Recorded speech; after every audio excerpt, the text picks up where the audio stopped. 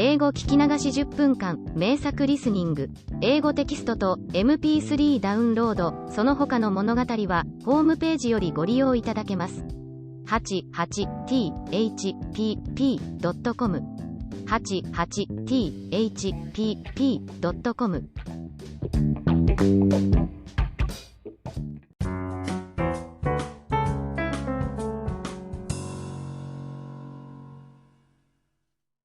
The Three Little Pigs.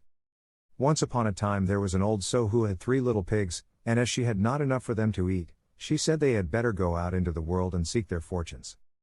Now the eldest pig went first, and as he trotted along the road he met a man carrying a bundle of straw. So he said very politely, "If you please, sir, could you give me that straw to build me a house?"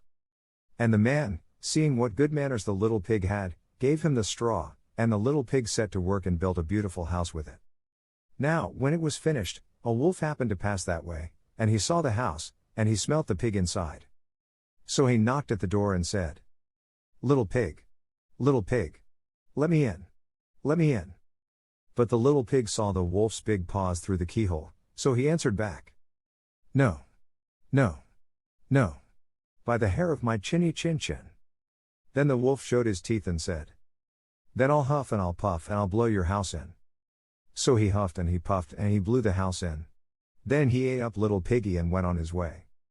Now, the next piggy, when he started, met a man carrying a bundle of furs, and, being very polite, he said to him, "If you please, sir, could you give me that furs to build me a house?" And the man, seeing what good manners the little pig had, gave him the furs, and the little pig set to work and built himself a beautiful house. Now it so happened that when the house was finished the wolf passed that way, and he saw the house, and he smelt the pig inside.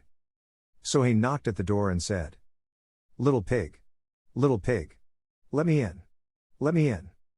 But the little pig peeped through the keyhole and saw the wolf's great ears, so he answered back, "No. No. No. By the hair of my chinny chin chin." Then the wolf showed his teeth and said, "Then I'll huff and I'll puff and I'll blow your house in." So he huffed and he puffed and he blew the house in. Then he ate up little piggy and went on his way. Now the third little piggy, when he started, met a man carrying a load of bricks, and, being very polite, he said, "If you please, sir, could you give me those bricks to build me a house?" And the man, seeing that he had been well brought up, gave him the bricks, and the little pig set to work and built himself a beautiful house. And once again it happened that when it was finished the wolf chanced to come that way, and he saw the house, and he smelt the pig inside. So he knocked at the door and said, little pig, let me in. Let me in." But the little pig peeped through the keyhole and saw the wolf's great eyes, so he answered, "No. No. No. By the hair of my chinny chin chin. Then I'll huff and I'll puff and I'll blow your house in," says the wolf, showing his teeth. Well, he huffed and he puffed. He puffed and he huffed. And he huffed, and he puffed, but he could not blow the house down. At last he was so out of breath that he couldn't huff and he couldn't puff any more. So he thought a bit. Then he said, "Little pig, I know where there is ever such a nice field of turnips." "Do you?" says little piggy, "and where may that be?" "I'll show you," says the wolf. "If you will be ready at 6 o'clock tomorrow morning, I will call round for you, and we can go together to Farmer Smith's field and get turnips for dinner." "Thank you kindly," says the little piggy. "I will be ready at 6 o'clock sharp." But, you see, the little pig was not one to be taken in with chaff, so he got up at 5, trotted off to Farmer Smith's field, rooted up the turnips, and was home eating them for breakfast when the wolf clattered at the door and cried, little pig, aren't you ready?" "Ready?" says the little piggy. "Why? What a sluggard you are. I've been to the field and come back again, and I'm having a nice potful of turnips for breakfast." Then the wolf grew red with rage, but he was determined to eat little piggy, so he said, as if he didn't care, "I'm glad you like them, but I know of something better than turnips." "Indeed," says little piggy, "and what may that be?" "A nice apple tree down in Mary Gardens with the juiciest, sweetest apples on it. So if you will be ready at 5 o'clock tomorrow morning I will come round for you and we can get the apples together." "Thank you kindly," says little piggy. "I will sure and be ready at 5 o'clock sharp." Now the next morning he bustled up ever so early, and it wasn't 4 o'clock when he started to get the apples, but, you see, the wolf had been taken in once and wasn't going to be taken in again, So he also started at 4 o'clock, and the little pig had but just got his basket half full of apples when he saw the wolf coming down the road licking his lips. "Hello," says the wolf, "here already. You are an early bird. Are the apples nice?" "Very nice," says little piggy, "I'll throw you down one to try." And he threw it so far away, that when the wolf had gone to pick it up, the little pig was able to jump down with his basket and run home. Well, the wolf was fair angry, but he went next day to the little piggy's house and called through the door, as mild as milk. Little pig, you are so clever, I should like to give you a fairing, so if you will come with me to the fair this afternoon you shall have one."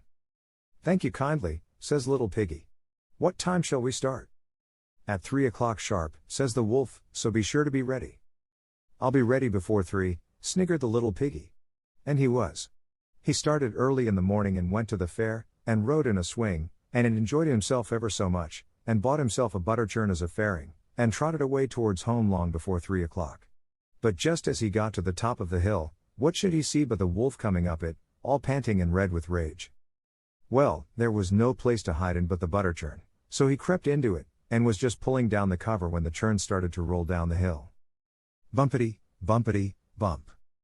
Of course Piggy, inside, began to squeal, and when the wolf heard the noise, and saw the butter churn rolling down on top of him. Bumpity, bumpity, bump. He was so frightened that he turned tail and ran away.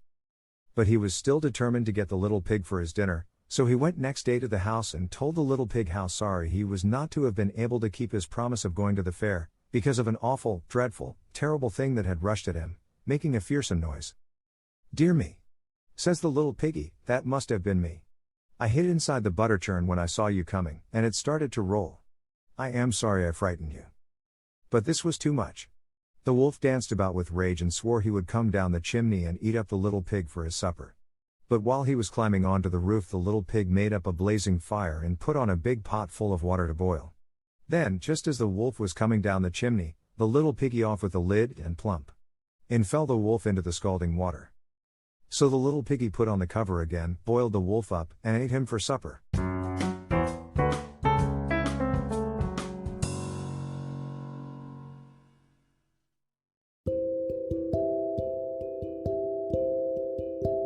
Audiobook. Living in Kyoto by Hidemi Woods. Now on sale in online stores. 44 available distributors. Apple, Google Play, Amazon Audible, or else.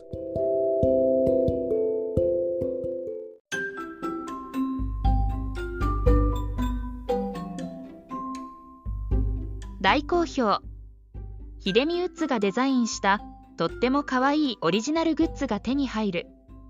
トートバッグ、缶バッジ、ステッカー、T シャツ、トレーナー、パーカー、文具、その他いろいろ、エリゼン .com で見てみてね。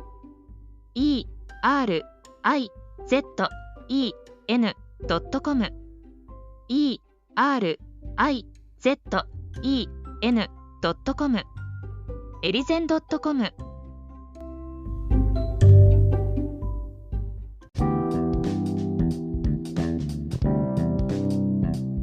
英語聞き流し10分間名作リスニング。英語テキストと MP3 ダウンロード、その他の物語はホームページよりご利用いただけます。88thpp.com 88thpp.com